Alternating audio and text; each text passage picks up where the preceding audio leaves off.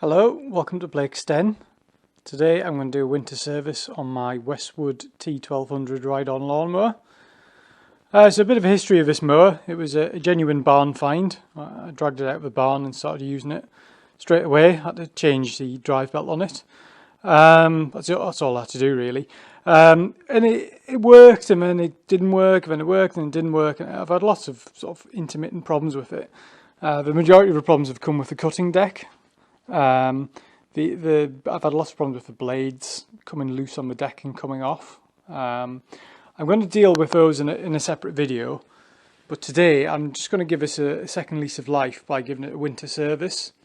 I'm going to change the oil, change the spark plug, clean the air filter, change the drive belt, and I'm also going to fix the headlights on the front, which don't work at the moment. So the first job I want to do is to jack this up and remove the cutting deck. That's the easiest way to remove the drive belt. And also as well, for when I'm changing the oil comes out of that part there. So just by having the cutting deck off, it'll just give me a little bit more space to enable me to do the service easier. So to remove the cutting deck, it's quite simple. If you lower the deck down to its low setting, so it's sitting on the ground, and then if you undo the two bolts at the front here, then that will let the arms drop down. That'll free the deck from the tractor. At the back, it's just sort of hooked over the bar at the back, so if you just pull it forwards, it'll then come free, and then it can just be manhandled out of position. You will need to jack it up. I jack it up from the axle here, the centre, just raise it up, and that allows these bars to then pass underneath the wheels to get the deck off. Also as well, because of the handle there, the deck's going to come off that direction. It's obviously not going to go the other way, so you just got to make sure you've got enough space around it before you start. So with the tractor jacked up and the deck slid forwards, it's just a case of manhandling it off the tractor. So here we go. It helps if you twist it when it comes off, particularly when it's clashing on the jack at the front.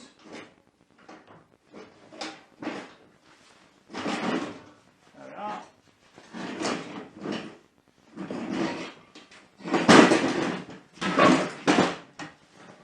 There we are, the deck's off. So the next job I'm going to do is drain the oil. First I've got to just mention about the engine. So this is a 12 horsepower Briggs & Stratton industrial commercial engine. I think it's something about 499cc or 399cc.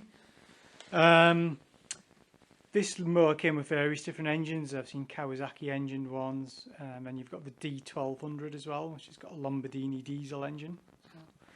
So to drain the oil, it's a case of undoing. There's a little square nut on the bottom there. It's a case of undoing that. I've already just cracked it off, and then I've got a bowl ready to catch the oil. So it should all go in there, and I'm expecting it all to be lovely and horrible black oil. So let's see what happens. So I've set the oil away to drain. Would have been better doing it whilst the engine was warm, but I can wait, I don't mind. Whilst that's draining, I'm going to come around the other side, and I'm going to look at the air filter, which is underneath these two nuts here. Also on the air filter here, it tells you the grade of oil which needs to go in. So it recommends SAE 30 grade for summer use, or 10W30 or 10W40. For winter use only, it recommends SAE 5W30 or 10W30. I've got some 10W40 which I'm going to put in just because I had plenty of it around. So okay, so the air filter, to remove the air filter, it's a case of undoing these knobs here. Just by hand, really straightforward. them somewhere safe so you don't lose them. The metal cover then lifts up and comes off. You've then got 2 more retaining nuts, which I'll remove.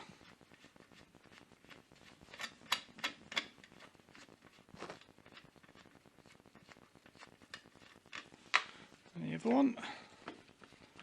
This actual tray the filter's sitting on, it's missing a bolt, so it's rattling around a bit when it's loosened off.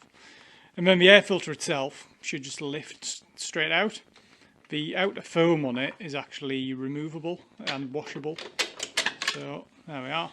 That just goes back in there. So I'm going to take this off, wash it, and then I'm also going to blast the actual filter bit with an air filter, with the air line, and we'll see how that cleans up.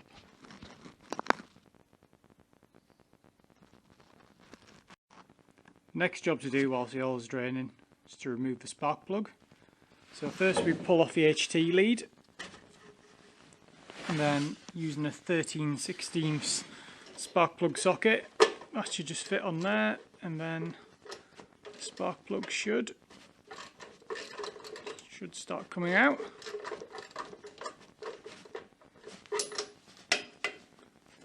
There we are, I've already slackened it off. So I'll just take the rest out by hand. There we are, quite a... the plug's not actually too bad. I've got a replacement to go in. For reference of this engine, it's an NGK plug B4-LM, and I've got a replacement new one to just go directly in. Fitting is the reversal of removal. Always start off your spark plug by hand. Just wind it in gently. That way you can avoid cross-threading it, and you don't want to damage the cylinder head. And then just nip it up with the spark plug wrench at the end, just to get it to the required torque. You'd never want to over tighten a spark plug. It can give you a whole world of problems if you do that. One thing I needed to do before the new spark plug goes in was to check the spark plug gap.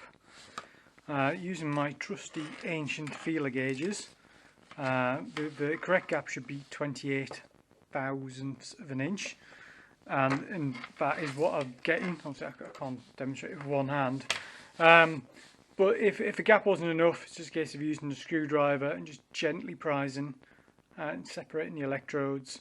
If the gap was too great, just a gentle tap of a spark plug on a hard surface will reduce the gap. But that's set at 28,000, so that's ready to go back in the engine. The oil is finished draining. Looks like it's just come straight out of the ground. Looks like crude oil. It's that black and horrible. So I'm going to put some fresh in, filling it up through the top, through the dipstick hole. I've also cleaned the dipstick up. The fluid oil capacity of this is 48 fluid ounces. It's an American engine. In metric, that's I think it's 1.48 litres, so just under 1.5 litres. So I'm going to gradually fill it up slowly, keep checking the dipstick, taking care not to overfill the engine. The next job to do is to change the drive belt. To do that, you need to jack up the lawnmower. So I've jacked it up on an axle stand. I've left a jack under there for safety as well. So if we have a quick look underneath, the drive belt obviously runs from the engine at the front to the gearbox at the back, and goes via the clutch mechanism, which is that arrangement there. So to take the belt off, the first thing to do is put the parking brake on, which depresses the clutch. And then the easiest thing I've found is actually to pop the drive belt off at the back first. Now that does involve you having to remove the rear PTO power takeoff if it is fitted. Mine has already been removed, so it's fairly straightforward. And it's just a case of reaching through the back of the machine and lifting the belt upwards so it clears that pulley. Then with the clutch down, it's just a case of pulling the belt and it should come off. What I would recommend doing is taking a photograph of the belt or a drawing of the belt before you take it off, so that you can work out the routing to put it back on. I don't think the routing on this one is quite right because I've got it going around that peg there and that peg at the back there. This drive belt was actually one off a different Westwood mower, and it was a used belt when I put it on. I just needed to put something on there to make it work. So I've ordered the right belt, so now I'm going to take the old belt off and put a new one on. So I've taken the belt off the back pulley. To free it off, you do actually have to remove that little R-clip which is in here. Hopefully I can get the light onto that. So that R-clip is holding on the gear selector mechanism. So if you pull that clip out backwards, the shaft will lift upwards and it'll come free, then the belt will come past that. Also as well, around by the pulleys, if you are struggling to get it past like the little pulley guard on the back there, just get a screwdriver behind it and just gently prise it up so the gap's big enough to get the belt off and the new belt on. So that's the next two jobs I'm going to do. So that's the old belt at the bottom there, the new belt at the top. Obviously they're slightly different shapes just because the old one's been on the machine, but the new one is slightly smaller than the old one, which is good, which means it should fit. Obviously the old one is stretched. Point of note, when you're putting on the new belt, make sure you get it the right way around. So this is a V belt. It's V in profile. Obviously the V needs to go on the inner face, so the V goes against the pulley, and then the flat face doesn't run against the pulley, and that way it'll transmit the torque better. So putting it on, it's the reverse of removal. Start at the front, get it around the engine pulley, get around the clutch mechanism, then get it around the gearbox at the back. So there we are, the new belt is on. All seems to run fine. It was quite fiddly doing the work at the back, trying to get over the pulley because obviously the belt's a lot tighter. So one useful thing to do, if you tick up the rear seat, you can access the pulley there. I've removed the toolbox, but there's a little access panel in there. It just helps to get the pulley past the belt. So that's it for this video. Haven't put the cutting deck back on because I'm going to do some more work to my cutting deck. But if you were going to refit your cutting deck, again it's just the same as taking it off. Slide it under, hook it over the levelling bar at the back, and connect it onto the front tilt mechanism, the thing that gives it the tension. Put the belt round, and then it's done. So I'll leave it there for now. In a separate video I'm going to look at the cutting deck. So don't forget to keep watching out for more videos on YouTube. Don't forget to like and subscribe, and you can also follow us on Instagram.